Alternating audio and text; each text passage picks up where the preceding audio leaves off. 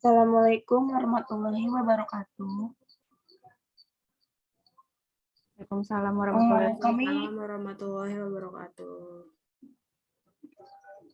Kami dari kelompok 5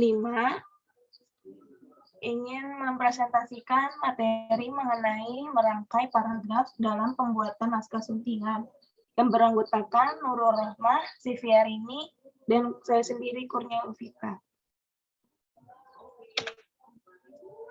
Yang pertama itu ada pengertian paragraf menurut para ahli. Menurut Sujito dan Hasan, paragraf adalah bagian-bagian karangan yang terdiri atas kalimat-kalimat yang berhubungan secara utuh dan padu, serta merupakan suatu kesatuan pikiran. Sedangkan menurut Osima dan Hoglu, paragraf pada dasarnya ialah bagian terkecil organisasi karangan. Paragraf adalah sekelompok kalimat yang tersusun secara padu, merupakan pengembangan sebuah ide pokok. Menurut Parigan, paragraf adalah seperangkat kalimat tersusun secara logis, sistematis, yang merupakan suatu kesatuan ekspresi pikiran yang relevan dan mendukung pikiran pokok dalam keseluruhan karangan. Dan yang terakhir, menurut Akkadiyah dalam Nasuca, Rohmadi, dan Wahyuni, paragraf merupakan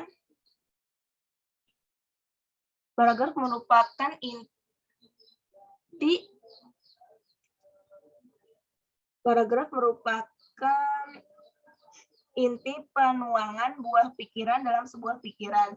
Dalam paragraf ini terkandung satu unit buah pikiran yang didukung oleh semua kalimat dalam paragraf tersebut, mulai dari kalimat pengenal, kalimat utama atau topik, kalimat-kalimat penjelas, sampai pada kalimat penutup. Nah, himpunan kalimat ini saling bertalian satu sama dalam suatu rangkaian untuk membentuk sebuah gagasan. Selanjutnya ada jenis paragraf. Yang pertama ada paragraf narasi. Dalam paragraf ini menuliskan suatu kejadian dari awal kejadian sampai akhir kejadian berdasarkan urutan waktunya. Contohnya, jika ingin menulis cerita suksesan, mendapat beasiswa studi exchange ke Inggris, kamu dapat bercerita dari awal kejadian, ketika menjadi mahasiswa baru, lalu persiapan untuk mengikuti program studi exchange, hingga bagaimana bisa mendapatkan studi exchange tersebut. Yang kedua itu ada paragraf eksposisi. Paragraf ini bertujuan memaparkan, menyampaikan informasi, menjelaskan, dan juga menerangkan suatu topik. Misalnya teks langkah-langkah menjadi pengguna dari ruang guru. Nah, dalam teks ini kamu bisa menjelaskan secara runtut cara mendaftar menjadi pengguna ruang guru.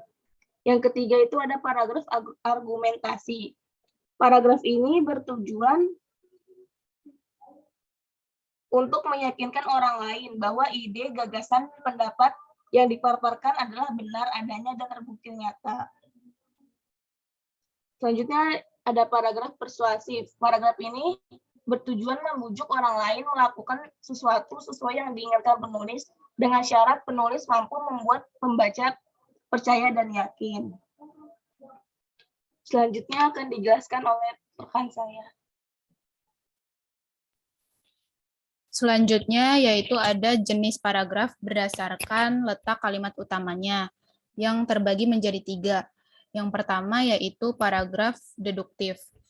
Nah, paragraf deduktif ini merupakan jenis paragraf yang dikelompokkan berdasarkan letak kalimat utamanya. Dalam paragraf jenis ini, kalimat utamanya terletak pada awal paragraf. Kalimat-kalimat penjelasnya akan berada setelah kalimat utama. Nah, yang kedua ada paragraf induktif. Paragraf induktif ini yaitu kalimat utama terletak di akhir paragraf. Berbeda dengan paragraf induktif tadi. Paragraf deduktif tadi. Kalimat penjelasnya tentu saja berada sebelum kalimat utamanya. Nah, yang ketiga yaitu paragraf campuran. Paragraf campuran merupakan perpaduan antara paragraf deduktif dan paragraf induktif. Kalimat utama pada paragraf campuran berada pada awal paragraf dan diulang kembali pada akhir paragraf. Slide selanjutnya.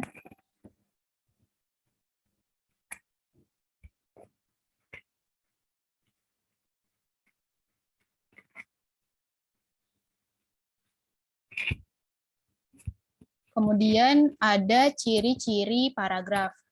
Nah, yang pertama itu kalimat awalnya terletak agak ke dalam 5 ketukan spasi untuk jenis karangan biasa. Yang kedua, paragraf memakai pikiran utama yang dinyatakan dalam kalimat topik. Kemudian yang ketiga, setiap paragraf memakai sebuah kalimat topik dan juga selebihnya merupakan kalimat pengembang yang mempunyai fungsi menjelaskan, menguraikan, atau menerangkan pikiran utama yang terdapat dalam kalimat topik. Nah, selanjutnya yang terakhir yaitu paragraf memakai pikiran penjelas yang dinyatakan dalam kalimat penjelas. Kalimat tersebut berisi mengenai detail-detail kalimat topik. Nah, paragraf itu bukanlah kumpulan dari kalimat topik. Paragraf hanya berisikan satu kalimat topik dan juga beberapa kalimat penjelas.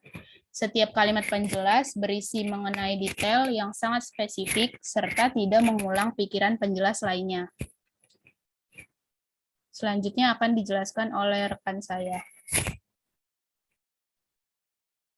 Selanjutnya yaitu struktur paragraf. Struktur paragraf yang pertama itu ada transisi.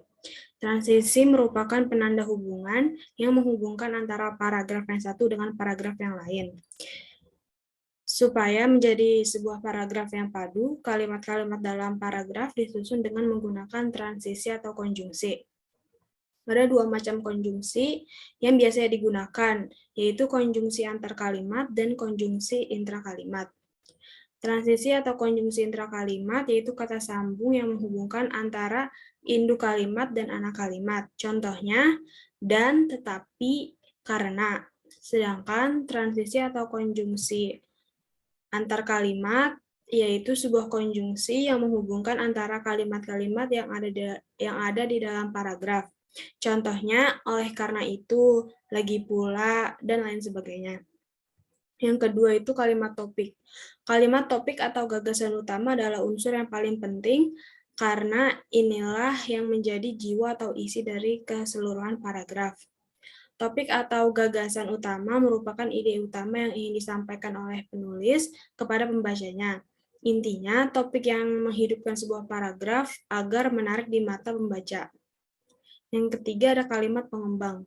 Kalimat pengembang adalah kalimat yang berfungsi untuk mengembangkan dan memperkuat gagasan yang disampaikan pada kalimat utama. Kalimat pengembang bisa berupa data pelengkap seperti opini, fakta, atau data yang valid. Yang keempat, kalimat penjelas. Yang keempat, kalimat penegas. Kalimat penegas adalah kalimat yang menegaskan kembali gagasan pokok pada awal paragraf. Fungsi dari kalimat penegas untuk menambah daya tarik sebuah paragraf, menghindari kebosanan saat membaca, dan sebagai pengulang gagasan utama. Slide selanjutnya. Di sini ada contoh paragraf. Contoh yang salah itu pada 28 Maret 1830 Diponegoro ditangkap di Magelang dan Pangeran Diponegoro dibuang ke Manado. Akan tetapi dia wafat di Makassar pada 8 Januari 1855 setelah dia dipindahkan dari Manado ke Makassar. Nah, itu di bawahnya ada contoh paragraf yang benar ya setelah diperbaiki. Slide selanjutnya. Sekian presentasi kelompok kami, kurang dan lebihnya mohon maaf. Wassalamualaikum warahmatullahi wabarakatuh. Waalaikumsalam warahmatullahi wabarakatuh.